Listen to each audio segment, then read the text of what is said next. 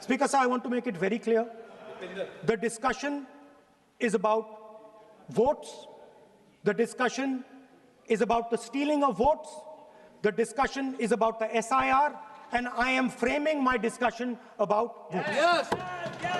And what is happening here is patently unfair. I am not being allowed to speak. I am being disturbed, and I put my protest here. I have done absolutely nothing wrong.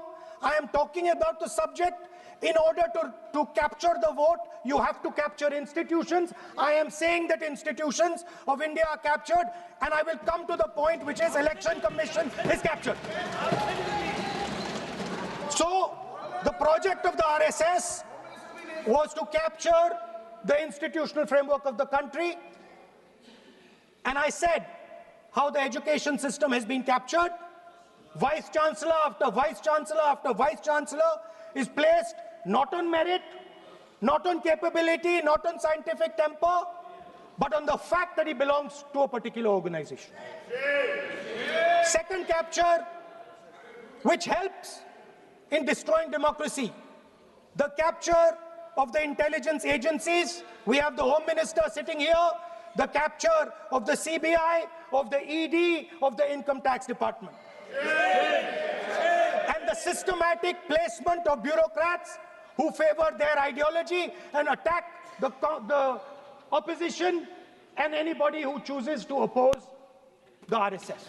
That is the second institutional capture. And the third there are many more. I can go on. And the third institutional capture. What is this?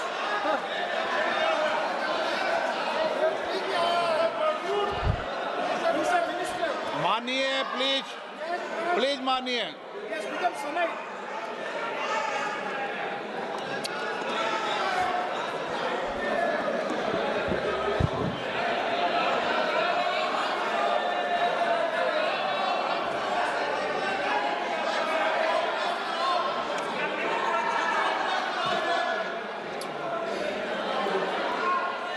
And the third capture of the institution that directly controls the election system of our country, the Election Commission. Now, I am not saying this without proof. I have put forth adequate proof about how the Election Commission is colluding with those in power to shape the elections. But I want to ask three questions first, which will make it very clear that the BJP is directing and using the Election Commission to damage India's democracy. The first question, why is it that the CJI was removed from the selection panel of the Election Commissioner?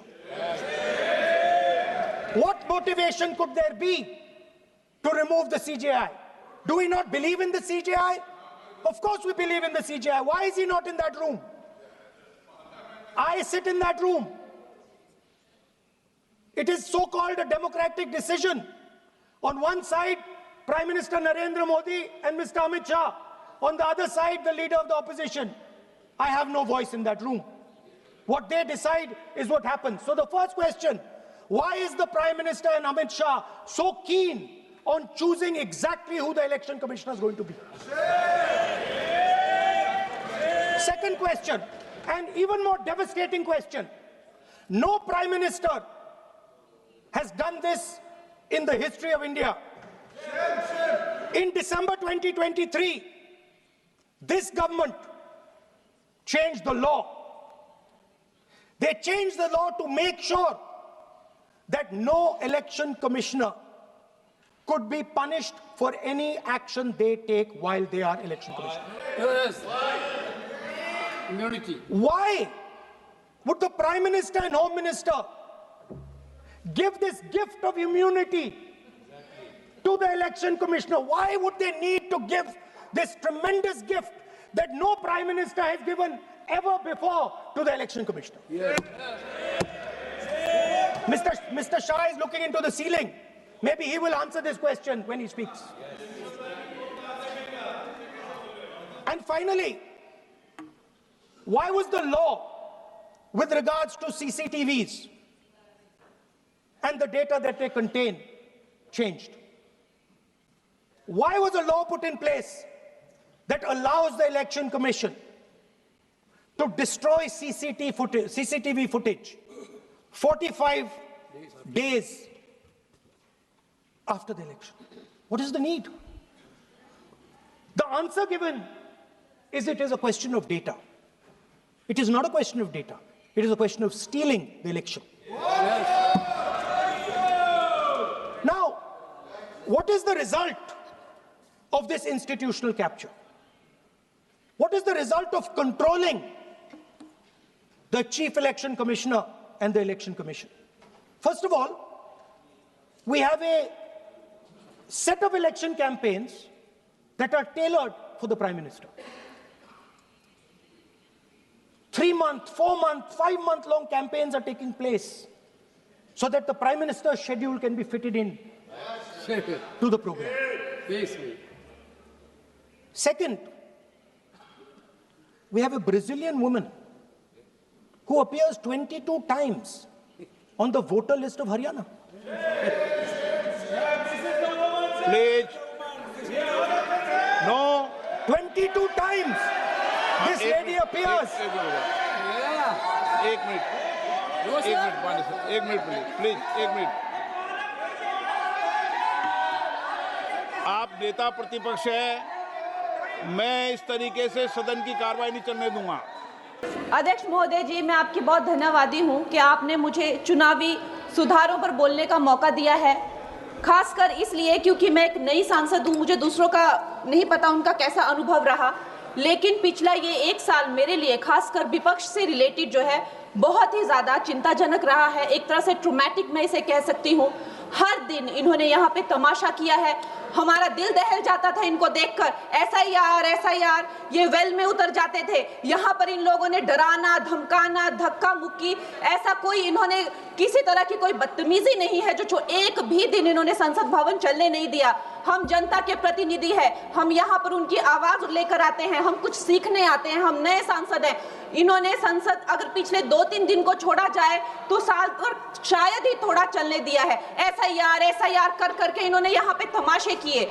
लेकिन अब जब इनको बोलने की बारी आई SIR पे, तो अध्यक्ष महोदय जी, हम देख रहे हैं कि कल leader of opposition Rahul Gandhi ji ने, मुझे लगा क्या खुलासा होगा, हम भी बड़े उत्सुक थे. सारी साल हमने एक ही शब्द सुना है, अब ये क्या ग्रैंड रेवलेशन होगी. लेकिन राहुल गांधी जी जो लीडर ऑफ ऑपोजिशन है, उन्होंने कल जब कहा खादी है, खादी में धागे हैं, धागे में लोग हैं, लोगों के अंदर, उनको जब कहा गया कि आप पॉइंट की बात कीजिए, तो उन्होंने कहा कि मैं अपना फ्रेम कर रहा हूं, मैं अपना आर्गुमेंट फ्रेम कर रहा हूं. और इतनी देर बाद जब वो फ्रेम करके पहुंचे तो ले देकर वो वापस उसी अंतर्राष्ट्रीय मूल की महिला. अध्यक्ष जी, मैं एक महिला होने के नाते आपसे रिक्वेस्ट करना चाहती हूं कि every woman is entitled to her dignity. वो अंतर्राष्ट्रीय मूल की है, विदेशी महिला है, लेकिन उन्होंने कितनी बार आकर उन्होंने सोशल मीडिया पे कहा है कि मैं कभी भारत नहीं गई हूं, मेरा हरियाणा चुनाव से कुछ लेना देना नहीं है. लेकिन फिर भी ये लोगों ने बिना किसी ठोस सबूत के उनका यहाँ पे फोटो बना के उन्होंने उनको उछाला, यहाँ पे उनकी तस्वीर उछाली यहाँ पर और यहाँ पर ब्लैक कार्ड यूज करना भी अलाउ नहीं है. इन्होंने फिर भी नियमों का उल्लंघन किया. मैं चाहती हूं सबसे पहले तो मैं इस सदन की तरफ से उन महिला से बहुत ही माफी मांगती हूं कि इस सदन में बिना कि उनकी आजकल जो पर्सनैलिटी राइट्स का भी एक बहुत बड़ा क्राइम होता है, उसके उपरांत उनका फोटो यहां यूज किया गया. मुझे बहुत खेद है.